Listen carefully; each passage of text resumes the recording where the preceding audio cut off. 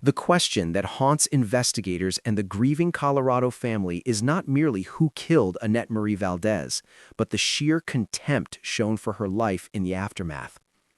This is a tragic story rooted in a lethal cycle.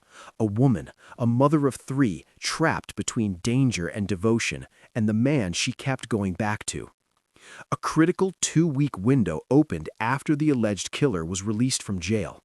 Now, the father of her children is facing charges that paint a picture of domestic terror and horrifying disregard. This is the case of Annette Marie Valdez, whose final resting place was found not in a bed, but in a city park's trash can. Annette Marie Valdez was only 37 years old when she vanished. Like many mothers, her world revolved around her children.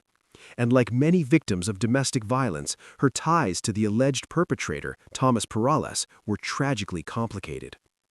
Her family knew the danger. They tried desperately to pull her out of the orbit of Perales, the father of her children. Yet, again and again, Annette returned. Her rationale, echoing the anguish felt by so many in similar situations, was devastatingly simple. That's my kid's father. This tragic dynamic sets the stage for the crucial question: how did Thomas Perales, the man she couldn't escape, allegedly violate her life and ultimately end it? But investigators believe her disappearance began immediately after a specific and pivotal moment that changed the relationship's violent dynamic forever. What was that pivotal moment, and how did it give her alleged killer the freedom he needed? The authorities knew that to solve this case, they had to isolate the time frame. Annette Valdez had been reported missing for several days.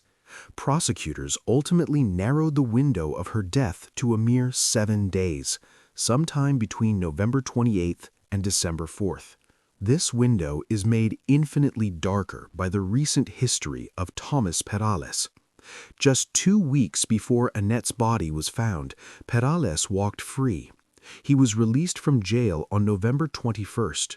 The clock on Annette's life was ticking, hidden in the shadows of this newly gained freedom. We know that their history was fraught with legal measures designed to protect Annette.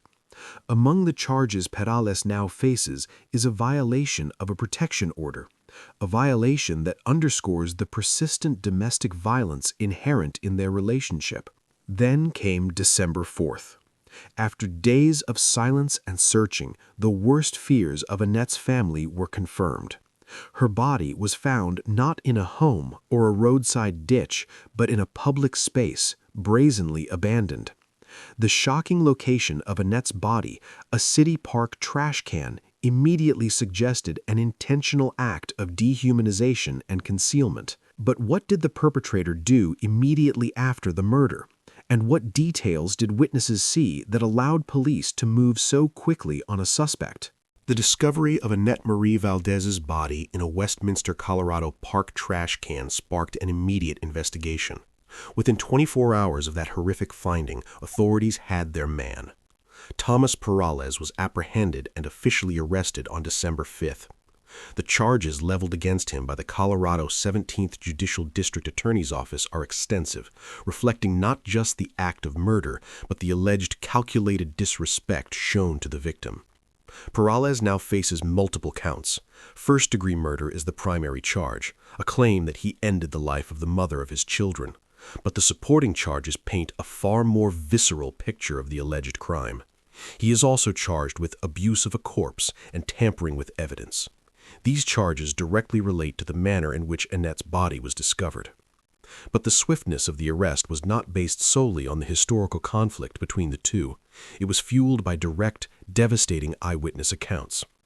Investigators relied heavily on an affidavit detailing what people in the area observed during the time Annette was missing but before her body was found.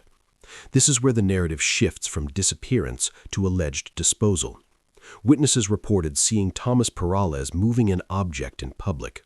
That object, according to reports, was Annette's body, wrapped in blankets. The sight of a body wrapped in blankets being moved in plain view is disturbing enough, but one final piece of evidence, related by Annette's own brother, revealed the true, heartbreaking extent of the alleged cruelty and desperation shown by the suspect. This is the detail that will define the charges of abuse of a corpse. The crime itself is brutal, but the alleged attempt to conceal and dispose of Annette Valdez's body speaks volumes about the level of disregard shown by Thomas Perales. Perales, described in reports as homeless, allegedly went to extreme measures to transport Annette's remains through public spaces. Annette's brother, Adam Larson, revealed the ultimate indignity, relaying details he had heard from witnesses regarding Pereles's actions. The body of the 37-year-old mother of three, the woman he shared children with, was not transported discreetly.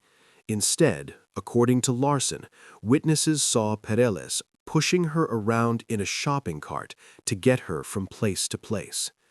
This shocking detail, a body moved in a shopping cart and ultimately discarded in a park trash can, is the foundation of the criminal charges of abuse of a corpse and tampering with evidence.